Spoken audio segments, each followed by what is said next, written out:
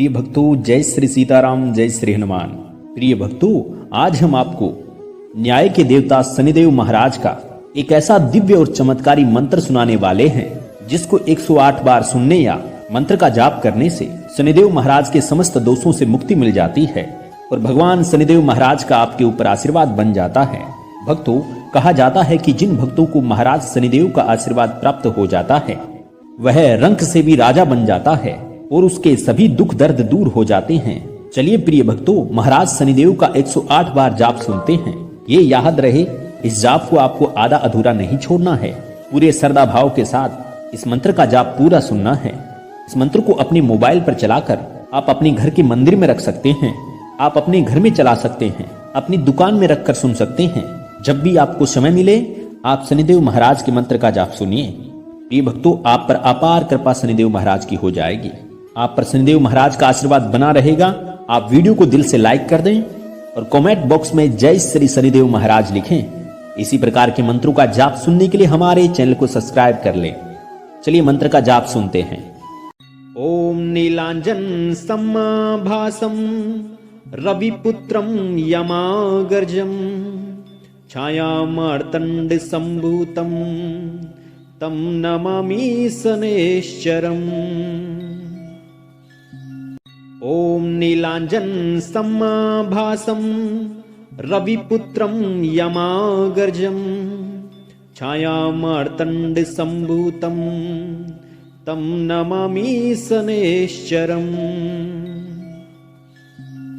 ओम नीलांजन समाभासम रविपुत्रम यमागर्जम छायामार्तंड संभूतम तम नमामि शनैश्चरम्।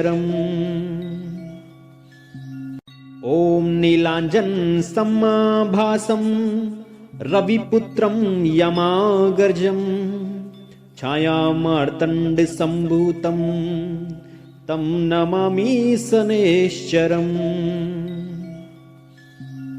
ओम नीलांजन समाभासम रविपुत्रम यमागर्जम छायामार्तंड संभूतम तम नमामि शनैश्चरम्। ओम नीलांजन समाभासम रविपुत्रम यमागर्जम छायामार्तंड संभूतम तम नमामि शनैश्चरम्। ओम नीलांजन समाभासम रविपुत्रम यमागर्जम छायामार्तंड संभूतम तम नमामि शनैश्चरम्। ओम नीलांजन समाभासम रविपुत्रम यमागर्जम छायामार्तंड संभूतम तम नमामि शनैश्चरम्। ओम नीलांजन समाभासम रविपुत्रम यमागर्जम छायामार्तंड संभूतम तम नमामि शनैश्चरम्। ओम नीलांजन समाभासम रविपुत्रम यमागर्जम छायामार्तंड संभूतम तम नमामि शनैश्चरम्। ओम नीलांजन समाभासम रविपुत्रम यमागर्जम छायामार्तंड संभूतम तम नमामि शनैश्चरम्।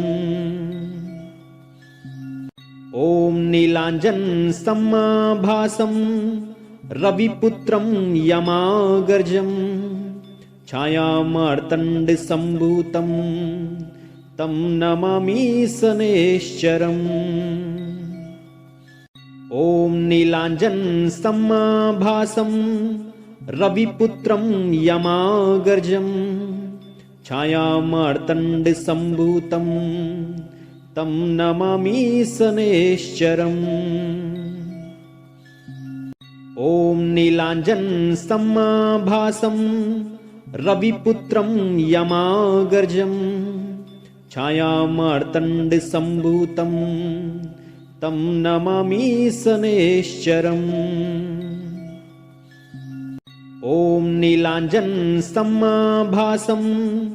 रविपुत्रं यमागर्जं छायामार्तण्डसम्भूतं तं नमामि शनैश्चरम्। ॐ नीलाञ्जनसमाभासं रविपुत्रं यमागर्जं छायामार्तण्डसम्भूतं तं नमामि शनैश्चरम्। ॐ नीलाञ्जनसमाभासं रविपुत्रं यमागर्जं छायामार्तण्डसम्भूतं तं नमामि शनैश्चरम्। ॐ नीलाञ्जनसमाभासं रविपुत्रं यमागर्जं छायामार्तण्डसम्भूतं तं नमामि शनैश्चरम्। ॐ नीलाञ्जनसमाभासं रविपुत्रं यमागर्जं छायामार्तण्डसम्भूतं तं नमामि शनैश्चरम्। ॐ नीलाञ्जनसमाभासं रविपुत्रं यमागर्जं छायामार्तण्डसम्भूतं तं नमामि शनैश्चरम्। ॐ नीलाञ्जनसमाभासं रविपुत्रं यमागर्जं छायामार्तण्डसम्भूतं तं नमामि शनैश्चरम्। ॐ नीलाञ्जनसमाभासं रविपुत्रं यमागर्जं छायामार्तण्डसम्भूतं तं नमामि शनैश्चरम्। ॐ नीलाञ्जनसमाभासं रविपुत्रं यमागर्जं छायामार्तण्डसम्भूतं तं नमामि शनैश्चरम्। ॐ नीलाञ्जनसमाभासं रविपुत्रं यमागर्जं छायामार्तण्डसम्भूतं तं नमामि शनैश्चरम्। ॐ नीलाञ्जनसमाभासं रविपुत्रं यमागर्जं छायामार्तण्डसम्भूतं तं नमामि शनैश्चरम्। ॐ नीलाञ्जनसमाभासं रविपुत्रं यमागर्जं छायामार्तण्डसम्भूतं तं नमामि शनैश्चरम्। ॐ नीलाञ्जनसमाभासं रविपुत्रं यमागर्जं छायामार्तण्डसम्भूतं तं नमामि शनैश्चरम्। ॐ नीलाञ्जनसमाभासं रविपुत्रं यमागर्जं छायामार्तण्डसम्भूतं तं नमामि शनैश्चरम्। ॐ नीलाञ्जनसमाभासं रविपुत्रं यमागर्जं छायामार्तण्डसम्भूतं तं नमामि शनैश्चरम्। ॐ नीलाञ्जनसमाभासं रविपुत्रं यमागर्जं छायामार्तण्डसम्भूतं तं नमामि शनैश्चरम्। ॐ नीलाञ्जनसमाभासं रविपुत्रं यमागर्जं छायामार्तण्डसम्भूतं तं नमामि शनैश्चरम्। ॐ नीलाञ्जन समाभासं रविपुत्रं यमागर्जं छायामार्तण्डसम्भूतं तं नमामि शनैश्चरम्। ॐ नीलाञ्जन समाभासं रविपुत्रं यमागर्जं छायामार्तण्डसम्भूतं तं नमामि शनैश्चरम्। ॐ नीलाञ्जन समाभासं रविपुत्रं यमागर्जं छायामार्तण्डसम्भूतं तं नमामि शनैश्चरम्।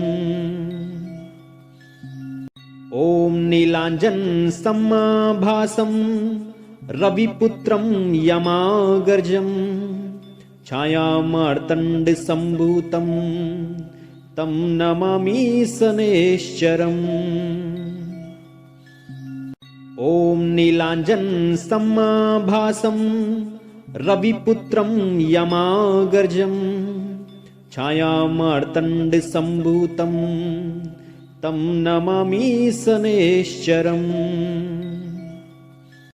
ॐ नीलाञ्जन समाभासं रविपुत्रं यमागर्जं छायामार्तण्डसम्भूतं तं नमामि शनैश्चरम्। ॐ नीलाञ्जन समाभासं रविपुत्रं यमागर्जं छायामार्तण्डसम्भूतं तं नमामि शनैश्चरम्। ॐ नीलाञ्जन समाभासं रविपुत्रं यमागर्जं छायामार्तण्डसम्भूतं तं नमामि शनैश्चरम्। ॐ नीलाञ्जन समाभासं रविपुत्रं यमागर्जं छायामार्तण्डसम्भूतं तं नमामि शनैश्चरम्। ॐ नीलाञ्जन समाभासं रविपुत्रं यमागर्जं छायामार्तण्डसम्भूतं तं नमामि शनैश्चरम्। ॐ नीलाञ्जन समाभासं रविपुत्रं यमागर्जं छायामार्तण्डसम्भूतं तं नमामि शनैश्चरम्। ॐ नीलाञ्जन समाभासं रविपुत्रं यमागर्जं छायामार्तण्डसम्भूतं तं नमामि शनैश्चरम्। ॐ नीलाञ्जन समाभासं रविपुत्रं यमागर्जं छायामार्तण्डसम्भूतं तं नमामि शनैश्चरम्। ॐ नीलाञ्जन समाभासं रविपुत्रं यमागर्जं छायामार्तण्डसम्भूतं तं नमामि शनैश्चरम्। ॐ नीलाञ्जन समाभासं रविपुत्रं यमागर्जं छायामार्तण्डसम्भूतं तं नमामि शनैश्चरम्। ॐ नीलाञ्जन समाभासं रविपुत्रं यमागर्जं छायामार्तण्डसम्भूतं तं नमामि शनैश्चरम्। ॐ नीलाञ्जन समाभासं रविपुत्रं यमागर्जं छायामार्तण्डसम्भूतं तं नमामि शनैश्चरम्। ॐ नीलाञ्जन समाभासं रविपुत्रं यमागर्जं छायामार्तण्डसम्भूतं तं नमामि शनैश्चरम्। ॐ नीलाञ्जनसमाभासं रविपुत्रं यमागर्जं छायामार्तण्डसम्भूतं तं नमामि शनैश्चरम्। ॐ नीलाञ्जनसमाभासं रविपुत्रं यमागर्जं छायामार्तण्डसम्भूतं तं नमामि शनैश्चरम्। ॐ नीलाञ्जनसमाभासं रविपुत्रं यमागर्जं छायामार्तण्डसम्भूतं तं नमामि शनैश्चरम्। ॐ नीलाञ्जनसमाभासं रविपुत्रं यमागर्जं छायामार्तण्डसम्भूतं तं नमामि शनैश्चरम्। ॐ नीलाञ्जनसमाभासं रविपुत्रं यमागर्जं छायामार्तण्डसम्भूतं तं नमामि शनैश्चरम्। ॐ नीलाञ्जनसमाभासं रविपुत्रं यमागर्जं छायामार्तण्डसम्भूतं तं नमामि शनैश्चरम्। ॐ नीलाञ्जनसमाभासं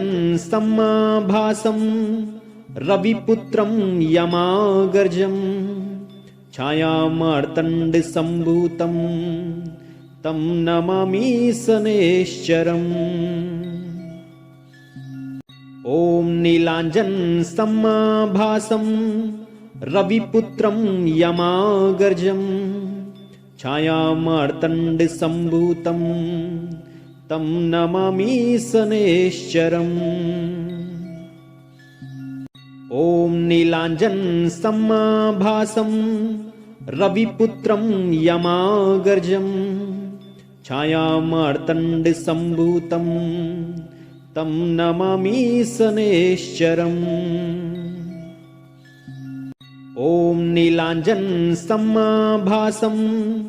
रविपुत्रं यमागर्जं छायामार्तण्डसम्भूतं तं नमामि शनैश्चरम्। ॐ नीलाञ्जनसमाभासं रविपुत्रं यमागर्जं छायामार्तण्डसम्भूतं तं नमामि शनैश्चरम्। ॐ नीलाञ्जनसमाभासं रविपुत्रं यमागर्जं छायामार्तण्डसम्भूतं तं नमामि शनैश्चरम्। ॐ नीलाञ्जनसमाभासं रविपुत्रं यमागर्जं छायामार्तण्डसम्भूतं तं नमामि शनैश्चरम्। ॐ नीलाञ्जनसमाभासं रविपुत्रं यमागर्जं छायामार्तण्डसम्भूतं तं नमामि शनैश्चरम्। ॐ नीलाञ्जनसमाभासं रविपुत्रं यमागर्जं छायामार्तण्डसम्भूतं तं नमामि शनैश्चरम्। ॐ नीलाञ्जनसमाभासं रविपुत्रं यमागर्जं छायामार्तण्डसम्भूतं तं नमामि शनैश्चरम्।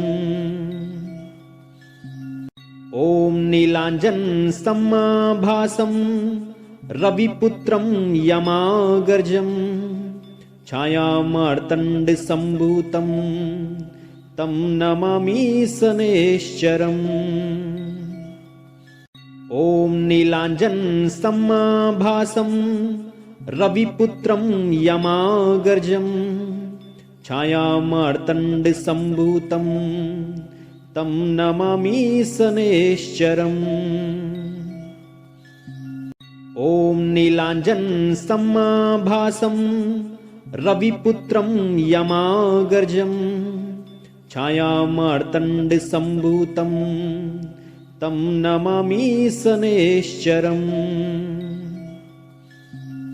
ॐ नीलाञ्जनसमाभासं रविपुत्रं यमागर्जं छायामार्तण्डसम्भूतं तं नमामि शनैश्चरम्। ॐ नीलाञ्जनसमाभासं रविपुत्रं यमागर्जं छायामार्तण्डसम्भूतं तं नमामि शनैश्चरम्। ॐ नीलाञ्जनसमाभासं रविपुत्रं यमागर्जं छायामार्तण्डसम्भूतं तं नमामि शनैश्चरम्। ॐ नीलाञ्जनसमाभासं रविपुत्रं यमागर्जं छायामार्तण्डसम्भूतं तं नमामि शनैश्चरम्। ॐ नीलाञ्जनसमाभासं रविपुत्रं यमागर्जं छायामार्तण्डसम्भूतं तं नमामि शनैश्चरम्। ॐ नीलाञ्जनसमाभासं रविपुत्रं यमागर्जं छायामार्तण्डसम्भूतं तं नमामि शनैश्चरम्। ॐ नीलाञ्जनसमाभासं रविपुत्रं यमागर्जं छायामार्तण्डसम्भूतं तं नमामि शनैश्चरम्। ॐ नीलाञ्जनसमाभासं रविपुत्रं यमागर्जं छायामार्तण्डसम्भूतं तं नमामि शनैश्चरम्। ॐ नीलाञ्जनसमाभासं रविपुत्रं यमागर्जं छायामार्तण्डसम्भूतं तं नमामि शनैश्चरम्। ॐ नीलाञ्जनसमाभासं रविपुत्रं यमागर्जं छायामार्तण्डसम्भूतं तं नमामि शनैश्चरम्। ॐ नीलाञ्जनसमाभासं रविपुत्रं यमागर्जं छायामार्तण्डसम्भूतं तं नमामि शनैश्चरम्। ॐ नीलाञ्जनसमाभासं रविपुत्रं यमागर्जं छायामार्तण्डसम्भूतं तं नमामि शनैश्चरम्। ॐ नीलाञ्जनसमाभासं रविपुत्रं यमागर्जं छायामार्तण्डसम्भूतं तं नमामि शनैश्चरम्। ॐ नीलाञ्जनसमाभासं रविपुत्रं यमागर्जं छायामार्तण्डसम्भूतं तं नमामि शनैश्चरम्। ॐ नीलाञ्जनसमाभासं रविपुत्रं यमागर्जं छायामार्तण्डसम्भूतं तं नमामि शनैश्चरम्। ॐ नीलाञ्जनसमाभासं रविपुत्रं यमागर्जं छायामार्तण्डसम्भूतं तं नमामि शनैश्चरम्।